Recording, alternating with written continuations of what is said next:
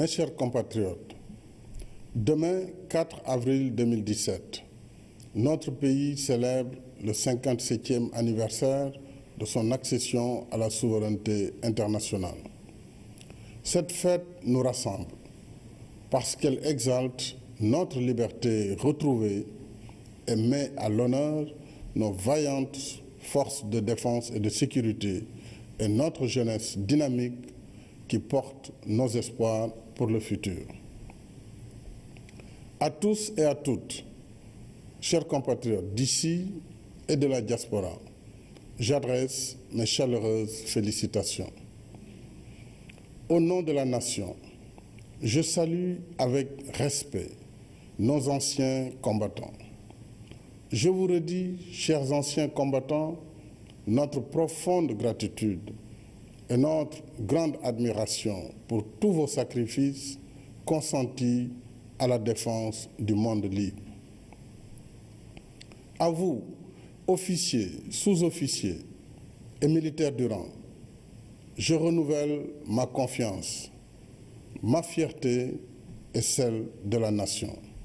Si notre pays est aujourd'hui 7e contributeur de troupes aux missions de paix des Nations Unies, c'est que partout où vous appelle le devoir, à l'échelle nationale et internationale, vous le remplissez avec la dignité et le professionnalisme qui donnent sens à votre devise.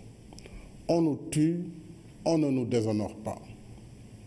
Voilà pourquoi, devant la recrudescence des défis sécuritaires, y compris dans notre voisinage immédiat, j'accorde une priorité élevée au renforcement continu des capacités opérationnelles de nos forces de défense et de sécurité et à l'amélioration constante des conditions d'existence des personnels.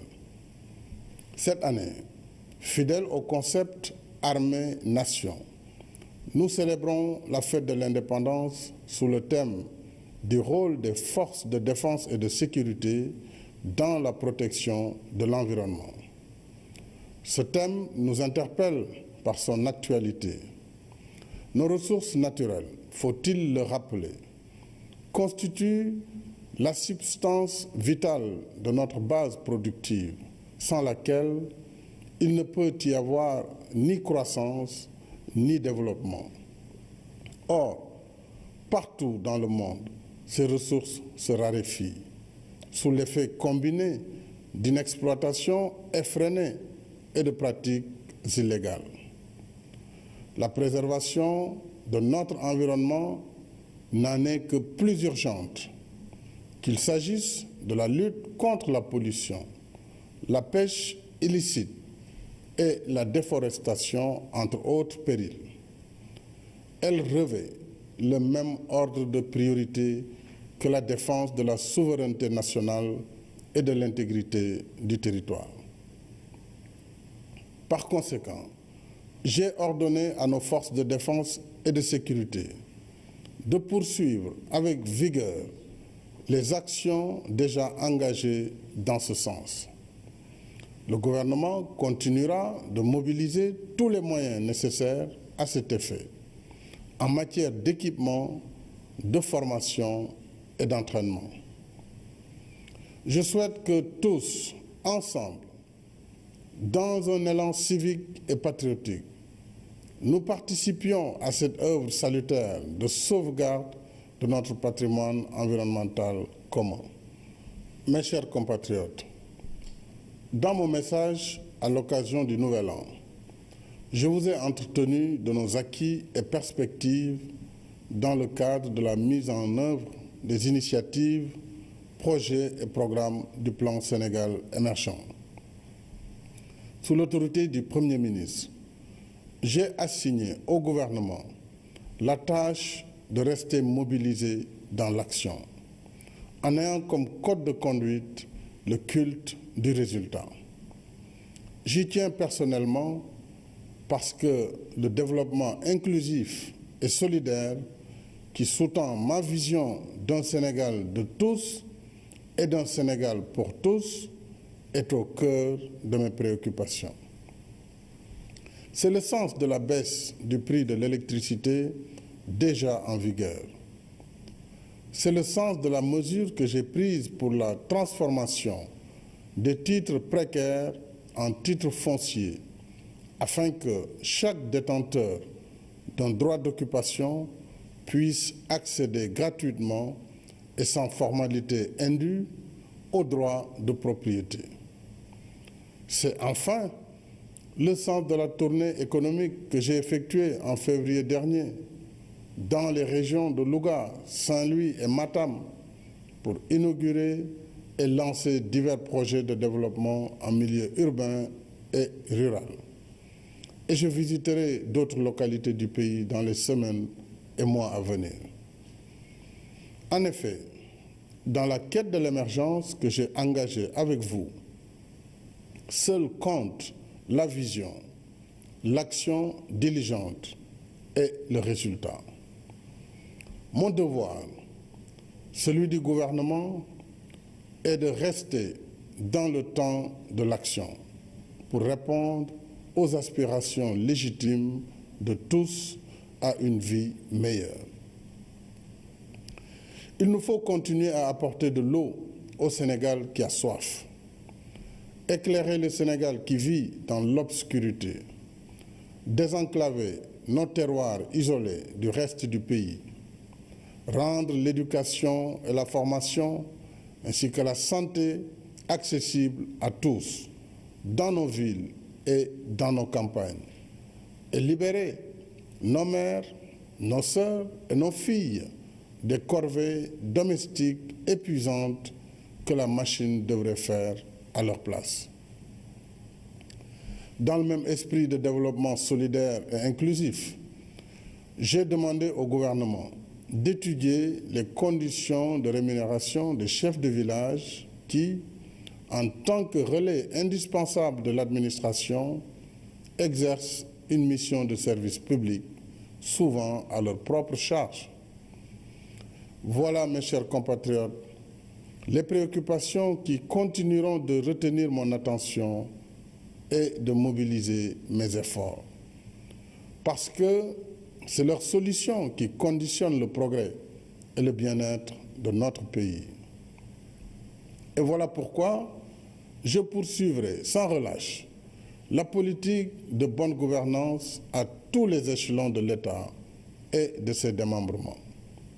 C'est en effet dans la bonne gestion des affaires publiques que nous pourrons mieux dépenser nos ressources, financer nos efforts d'émergence, satisfaire les besoins sociaux de nos populations, offrir à notre secteur privé les meilleures conditions d'épanouissement et ouvrir à notre jeunesse de nouvelles perspectives d'éducation, de formation et d'emploi. Mes chers compatriotes, à quelques mois des élections législatives du 30 juillet prochain, je me réjouis du bon déroulement des opérations de refonte du fichier électoral, décidées à l'unanimité et sans débat à l'Assemblée nationale. Avec un total de 5 501 667 enrôlés à la date du 29 mars 2017, les inscriptions dépassent déjà largement l'objectif de 4 millions fixé dans la loi. Le gouvernement est en train de prendre toutes les dispositions requises pour la tenue d'un scrutin sincère, régulier et transparent à la hauteur de notre tradition démocratique. La célébration de notre liberté retrouvée nous donne aussi l'occasion de réfléchir sur notre culture comme facteur de cohésion sociale qui participe à l'effort d'édification de la conscience nationale. Parce que c'est notre culture qui incarne notre identité collective, fait le récit de notre histoire et aide à sauvegarder nos valeurs de civilisation. Je rends hommage à tous les hommes et femmes de culture qui, par leur génie créateur, contribuent au rayonnement de notre pays à l'image de nos brillantes performances à la Berlinale 2017 et à la dernière édition du FESPACO. En soutien à notre patrimoine culturel, le gouvernement a consenti d'importants efforts avec la réhabilitation d'édifices religieux et lieux de mémoire, la création de la Sénégalaise du droit d'auteur et des droits voisins, la contribution à la mise en place de la mutuelle nationale de santé des acteurs culturels au titre de la couverture maladie universelle, le doublement du budget de la Biennale de l'art africain contemporain porté désormais à 500 millions de francs CFA, la rénovation de l'ancien palais de justice et sa transformation en palais des arts et le lancement prochain des chantiers de l'École nationale des arts et métiers de la culture et de la Bibliothèque nationale. Je me réjouis également de recevoir dans quelques jours la communauté culturelle et artistique dans le cadre de la célébration de l'année 2017 comme année de la culture. Mes chers compatriotes, plus qu'un rituel et une fin en soi, la fête de l'indépendance nous rappelle la gravité qui s'attache à la liberté. L'indépendance signifie et magnifie notre vocation naturelle à être et rester un peuple libre. En même temps, elle crée la responsabilité qui nous met seuls face à notre destin. Notre liberté est entre nos mains. C'est par notre propre effort que nous la conforterons en gagnant la bataille du développement économique et social. C'est ainsi que nous accomplirons notre destin de peuple libre. C'est ainsi que nous réaliserons le rêve des anciens et que nous mériterons leur sacrifice. C'est ainsi que nos enfants et des générations après eux seront fiers de l'héritage que nous leur aurons légué. L'œuvre est noble et grandiose. Chacun de nous peut contribuer à son édification. À cette fin, je tends la main à tous et à toutes pour travailler ensemble dans l'unité et la cohésion nationale. Vive le Sénégal, toujours libre, uni et en marche vers le progrès. Bonsoir et bonne fête de l'indépendance.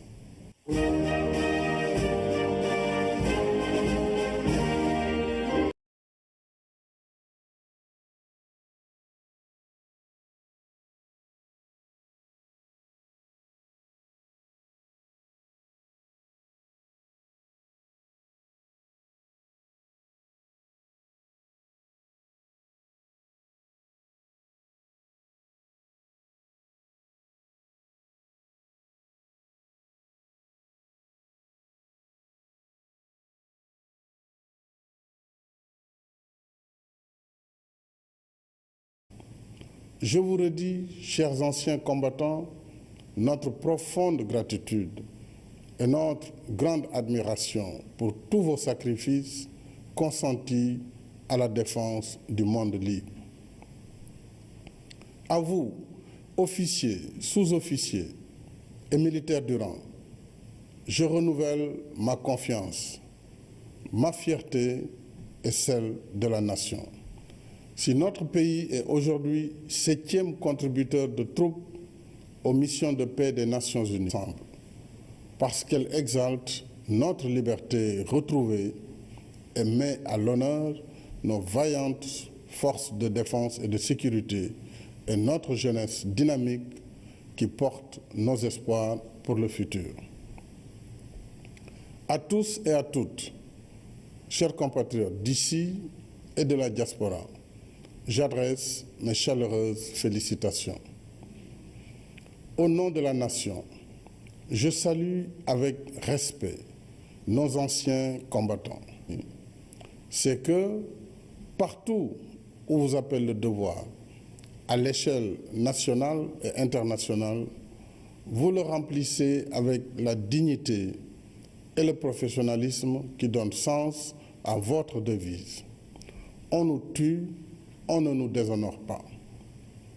Voilà pourquoi, devant la recrudescence des défis sécuritaires, y compris dans notre voisinage immédiat, j'accorde une priorité élevée au renforcement continu des capacités opérationnelles de nos forces de défense et de sécurité et à l'amélioration constante des conditions d'existence des personnels.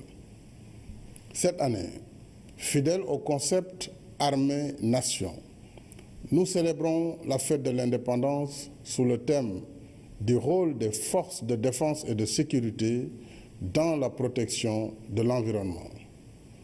Ce thème nous interpelle par son actualité. Nos ressources naturelles.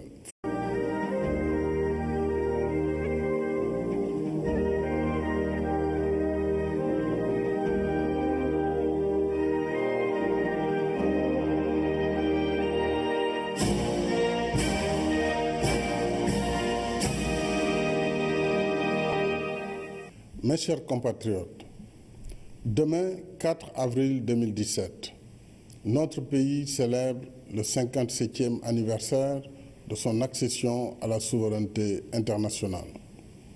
Cette fête nous rassemble.